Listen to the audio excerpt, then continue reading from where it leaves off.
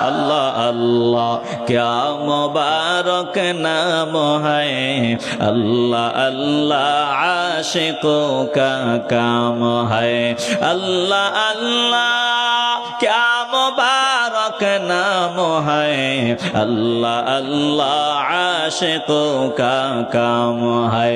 या इलाही मुझसे मुझको दूर कर, ताकि देखो मुझ में तुझको एक नजर। या इलाही तू मेरा महबूद है, या इलाही तू मेरा माशूक है।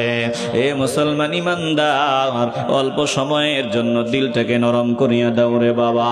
আমি খুতবার শুরুতে কোরআনে কারীমের সূরা নামল থেকে তেলাওয়াত করলাম। এই সূরার আলোচনা দুইটা ভাগে ভাগ করা হয়। সূরার প্রথম রুকু থেকে চতুর্থ রুকুর শেষ পর্যন্ত একটা অংশ, আর পঞ্চম রুকু থেকে শেষ পর্যন্ত আরেকটা অংশ। সূরার প্রথম রুকু থেকে চতুর্থ রুকুর শেষ পর্যন্ত আমার আল্লাহ তিনটা জিনিস বুঝাবার চেষ্টা করেছেন। আল্লাহ বলেন, শুনিয়া লও, এই কোরআন আমি আল্লাহর, কোরআন দুনিয়ার কারো না, কোরআনে কোনো সন্দেহ নাই। আল্লাহ ডাক দিয়া বললেন, কোরআনের হেদায়েত কারা পাবে? 2 নম্বরে আল্লাহ জানায় দিলেন, এই কোরআন থেকে সবাই হিদায়েত পাবে না। বলে যার ভিতরে গরম গরম ভাব, ওই মানুষগুলো কোরআনের হেদায়েত পাবে না।